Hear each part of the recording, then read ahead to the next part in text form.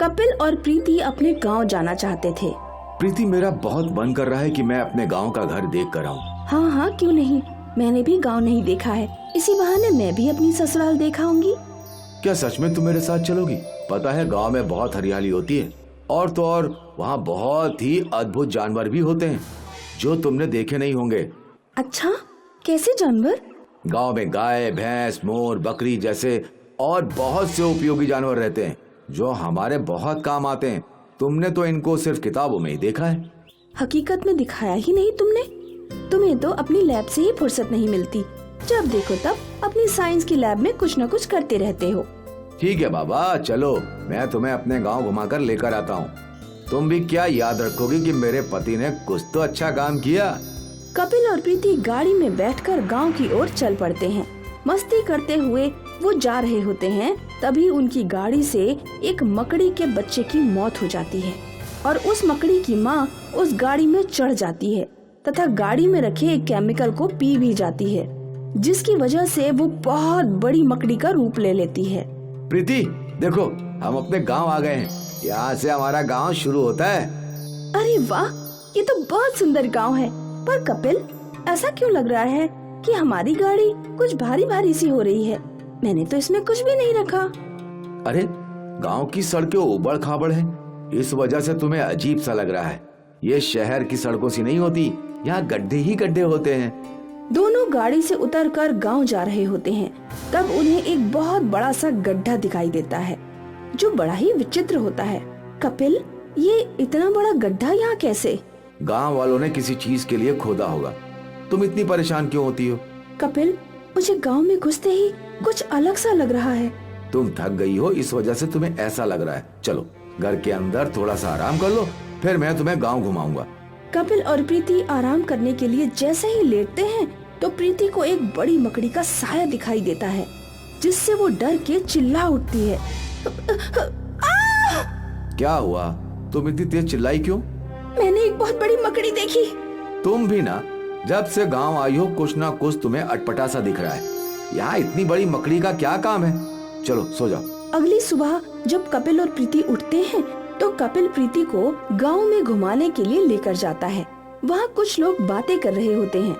अरे यार, पता है इस गांव में अजीबोगरीब बातें हो रही हैं। कल मैंने एक बहुत बड़ी मकड़ी को घूमते हुए देखा। वो मकड़ी इधर उधर अपने जाल फेंक रही है, जिससे हमारे खेतों की फसल खराब हो रही है। हाँ भाई, पता नहीं इतनी बड़ी मछली कहाँ से आ गई। उसने तो गांव तबाह कर रखा है। उसके पैरों का निशान देखे, एक ही पैर में कैसे इतना बड़ा गड्ढा हो गया है। जब लोग आपस में बातें कर रहे होते हैं, तब कपिल और प्रीति को विश्वास होता है कि सच में एक बड़ी मकड़ी गांव में घूम रही है। और कपिल को याद आता है कि उसकी कार से एक मकड़ी मर गई थी और उसकी माँ उसको ढूंढ रही थी। प्रीति, जो गाड़ी में केमिकल रखा था वो कहाँ गया? पता नहीं कपिल, वो बोतल तो खाली है। मैंने कल ही उसे गाड़ी से निकाला था, पर उसमें कोई केमिकल नहीं था। हे भगवान, मुझे लगता है उसे मकड़ी ले गई है और केमिकल पी लिया है, जिसकी वजह से उसने आकार बढ़ा लिया है। अब उस मकड़ी को पकड़ना बहुत मुश्किल हो जाएगा। इन सब बातों को नमन नाम का एक लड़का सुन रहा था, जो बहुत ही होनहार था। वो आकर कपिल से कहता है, भैया अगर आप बुरा ना माने तो मैं मकड़ी को पकड़ने में आपकी मदद कर सकता हूँ। वो कैसे? भैया, आपने उस मकड़ी के बच्चे को मारा था, इसीलिए वो मकड़ी आपकी ही तलाश कर रही है। आप उस मकड़ी को अपनी ओर आकर्षित करते हुए ले आना और मैं उस मकड़ी को पकड़ने के लिए एक स्क्रैप बनाऊंगा, जिसमें आकर मकड़ी फंस जाएगी और हम उसका अंत कर सकेंगे। हाँ हाँ, मैं ऐसा ही करता हूँ। तुम कल ट्रैप बनाकर तैयार रहना, मैं उस मकड़ी को लेकर तुम्हारी ओर आ जाऊंगा। अगली सुबह कपिल उस मकड़ी को ढूंढता है और उसको अपने पीछे लेकर आता है। वहीं दूसरी ओर नमन ट्रैप बनाकर तैयार होता है और मकड़ी उस ट्रैप में घुस जाती है। वाह नमन, तुमने मकड़ी को पकड़ने के लिए अच्छा ट्रैप बनाया है। इस लकड़ी के ट्रैप में से तो यह मकड़ी निकल भी नहीं सकती। अब मैं इसके ऊपर एक केमिकल डाल देता हूँ, जिसकी वजह से छोटी हो जाएगी और किसी को हानि नहीं पहुँचाएगी। सभी गांव वाले इस नजारे को देखने के लिए खड़े हो जाते हैं। कपिल एक केमिकल उस मकड़ी के ऊपर डालता है, तो केमिकल डालते ही मकड़ी छोटी हो जाती है और उस लकड़ी के ट्रैप से निकलकर भाग जाती है। सभी गांव वाले खुश होकर तालियां बजाते हैं और नमन को शाबाशी देते हैं। नमन, तुमने बहुत अच्छा काम किया है। अगर तुम ना होते तो मैं अकेला इस मकड़ी से नहीं लड़ सकता था। तुमने ये मकड़ी पकड़ने का लकड़ी का ट्रैप बनाकर मेरी बहुत सहायता की है। भैया आपकी सहायता तो की है या नहीं ये मुझे नहीं पता, परंतु वो मकड़ी इतनी बड़ी थी कि उसने हमारे गांव को बहुत नुकसान पहुंचाया था और मैं अपने गांव की भलाई के लिए उसको पकड़ना चाहता था, सो मैंने किया। परंतु उसको छोटा करना मेरे बस की बात नहीं थी। सभी नमन की सूझबूझ और बहादुरी की बहुत तारीफ करते हैं और उसको शाबाशी देते हैं। सब खुश होकर नमन के लिए तालियां बजाते हैं। सच में नमन, तुमने बहुत ही सराहनीय काम किया है। तुम हमारे साथ शहर चलो और अपनी समझदारी का सही विकास करो। वहाँ पर तुम्हें बहुत सी सहूलियतें मिलेंगी जिससे तुम अपना टैलेंट दिखा सकोगे। क्या सच में भैया आप मुझे अपने साथ शहर लेके जाओगे? कपिल नमन को लेकर प्रीति के साथ शहर की ओर रवाना हो जाता है। वो नमन को अच्छी शिक्षा देकर उसका सही विकास करता है। नमन खुशी खुशी शहर में पढ़ाई करता है और एक अच्छा वैज्ञानिक बनता है। कपिल और प्रीति अपने गांव जाना चाहते थे। प्रीति, मेरा बहुत मन कर रहा है कि मैं अपने गांव का घर देख कर आऊं। हाँ हाँ क्यों नहीं, मैंने भी गांव नहीं देखा है, इसी बहाने मैं भी अपनी ससुराल देखाऊंगी। क्या सच में तुम मेरे साथ चलोगी? पता है गांव में बहुत हरियाली होती है और तो और वहाँ बहुत ही अद्भुत जानवर भी होते हैं जो तुमने देखे नहीं होंगे। अच्छा, कैसे जानवर? गांव में गाय, भैंस, मोर, बकरी जैसे और बहुत से उपयोगी जानवर रहते हैं जो हमारे बहुत काम आते हैं। तुमने तो इनको सिर्फ किताबों में ही देखा है, हकीकत में दिखाया ही नहीं तुमने। तुम्हें तो अपनी लैब से ही फुर्सत नहीं मिलती, जब देखो तब अपनी साइंस की लैब में कुछ न कुछ करते रहते हो। ठीक है बाबा, चलो मैं तुम्हें अपने गांव घुमाकर लेकर आता हूँ। तुम भी क्या याद रखोगे कि मेरे पति ने कुछ तो अच्छा काम किया। कपिल और प्रीति गाड़ी में बैठकर गांव की ओर चल पड़ते हैं। मस्ती करते हुए वो जा रहे होते हैं, तभी उनकी गाड़ी से एक मकड़ी के बच्चे की मौत हो जाती है और उस मकड़ी की माँ उस गाड़ी में चढ़ जाती है तथा गाड़ी में रखे एक केमिकल को पी भी जाती है, जिसकी वजह से वो बहुत बड़ी मकड़ी का रूप ले लेती है। प्रीति देखो, हम अपने गांव आ गए हैं। यहाँ से हमारा गांव शुरू होता है। अरे वाह, ये तो बहुत सुंदर गांव है। पर कपिल, ऐसा क्यों लग रहा है कि हमारी गाड़ी कुछ भारी भारी सी हो रही है? मैंने तो इसमें कुछ भी नहीं रखा। अरे गांव की सड़कें उबड़ खाबड़ है, इस वजह से तुम्हें अजीब सा लग रहा है।